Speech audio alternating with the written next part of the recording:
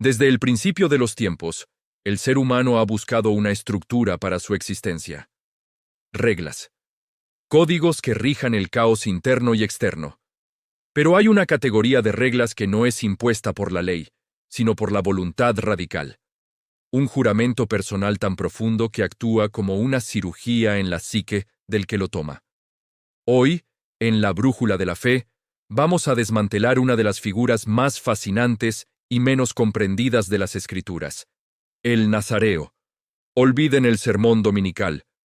Esto no es un simple voto de santidad, es un experimento mental, un estudio de neurociencia teológica, un análisis de la mente humana empujada a sus límites por una promesa irrevocable. Y en este proceso, vamos a resolver una confusión que ha durado siglos y que es clave para entender la identidad de Jesús. ¿Cuál es la distancia psicológica y geográfica entre ser un nazareo y ser un nazareno? Para entender al nazareo, no buscamos un milagro.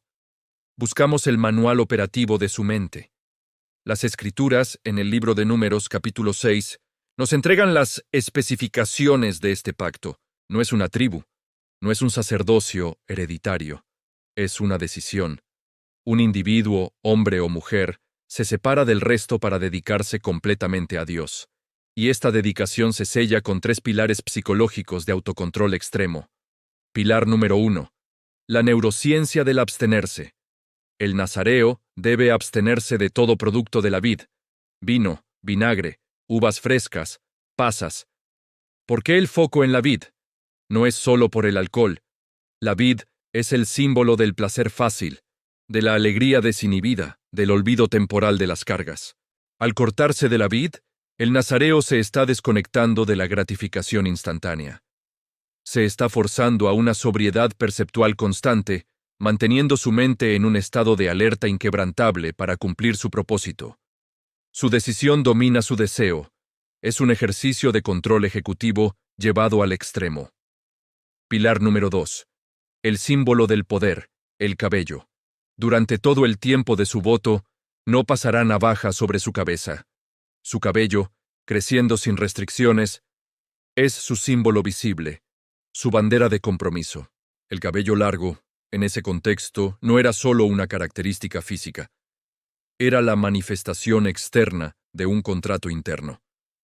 Si el voto es la ley en su mente, el cabello es el cartel de advertencia en su frente. Perderlo, como veremos en el caso de Sansón, no es solo un corte de pelo. Es la anulación del contrato psicológico que le daba su fuerza. La fuerza no estaba en el cabello, sino en la fidelidad al voto que el cabello representaba. Y el pilar número 3, el aislamiento del trauma. No acercarse a los muertos. Quizás la restricción más dura. No se contaminará por causa de muerto, ni siquiera por su padre, madre, hermano o hermana. Esta no es una falta de amor filial, es una exigencia de prioridad radical. La figura del muerto representa la máxima contaminación ritual, el final irrevocable de la vida. Al prohibirle el luto y el contacto, se le exige que su mente esté totalmente enfocada en lo divino, libre de la pena más profunda que ata al ser humano a lo terrenal. El nazareo, por un tiempo, debe vivir en un estado de aislamiento emocional para mantener su pureza sacrificial. La Biblia nos presenta personajes cuya vida fue definida por este pacto. Sus historias no son sermones, son estudios de casos sobre la causa y el efecto de una promesa absoluta. Primero, el nazareo por sentencia. Sansón. Sansón no escogió ser nazareo.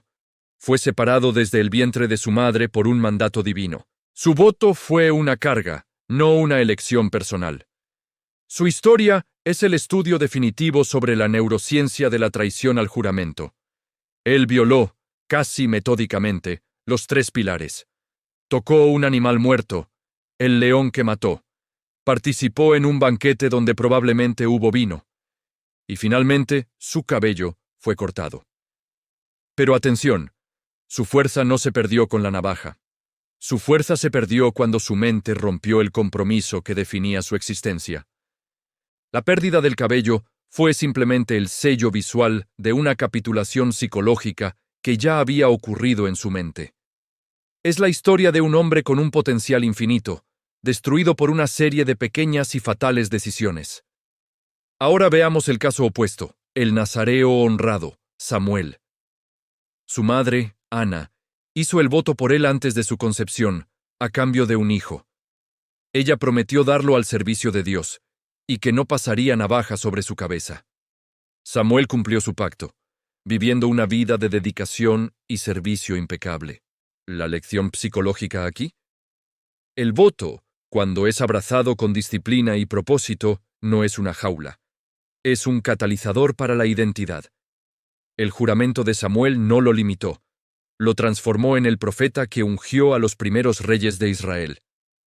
Hemos definido al nazareo como una identidad por voto, una decisión mental extrema.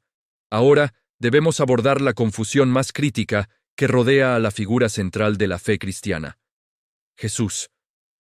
La Biblia lo llama, repetidamente, Jesús de Nazaret o Nazareno. ¿Implica esto que Jesús era un nazareo? La respuesta, estrictamente basada en el texto bíblico, es un no rotundo, y la diferencia es abismal, dándonos una clave más profunda sobre su verdadera identidad y misión. Primero, el nazareno es una identidad geográfica. Cuando el Evangelio de Mateo dice que Jesús fue a vivir a una ciudad llamada Nazaret, y que esto se hizo para que se cumpliese lo que fue dicho por los profetas, que sería llamado nazareno, no está hablando de un voto. El término nazareno, del griego nazoraios, simplemente se refiere a alguien que proviene de la ciudad de Nazaret en Galilea. Es una designación geográfica. Es como decir Pablo de Tarso.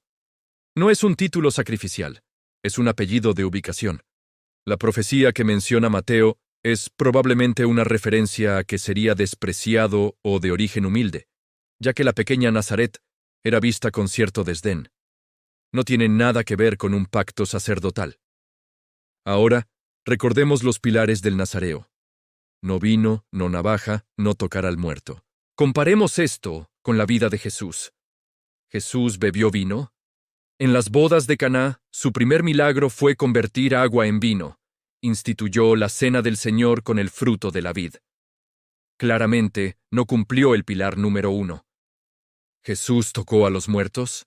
Resucitó a la hija de Jairo, tomándola de la mano. Llamó a Lázaro fuera de la tumba después de 4 días. Tocó el féretro del hijo de la viuda de Naín, deteniendo la procesión fúnebre. No solo no evitó a los muertos, sino que los confrontó y los venció. Tampoco cumplió el pilar número 3. La evidencia bíblica es categórica.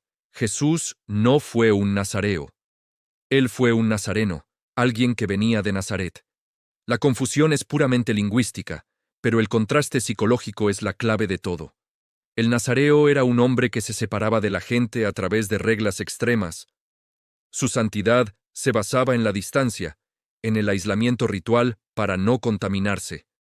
El nazareno, Jesús, fue el hombre que se sumergió totalmente en la vida de la gente. Su santidad se demostró en el contacto. Comió con ellos, bebió con ellos, tocó su enfermedad y su muerte, no para ser contaminado, sino para finalmente transformarlos desde adentro. La Biblia no es solo un libro de cuentos, es un manual de psicología de la conciencia.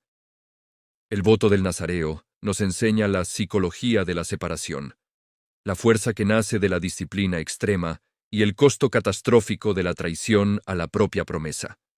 Su vida es una lección sobre el poder de la voluntad humana puesta bajo un juramento divino. Por otro lado, el título de Nazareno nos enseña la psicología de la inmersión. El poder que nace no de la evasión, sino del contacto total con la condición humana, y la capacidad de transformar esa condición desde adentro. La pregunta final que queda flotando en tu mente no es a qué grupo perteneces, sino ¿qué voto radical has hecho contigo mismo? ¿Qué prometiste no tocar? ¿Qué sacrificio visible has hecho?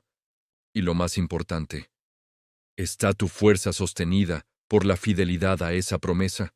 ¿O se está desvaneciendo tu cabello interno por cada pequeña concesión que haces? La brújula de la fe es tu mapa. La decisión es tuya.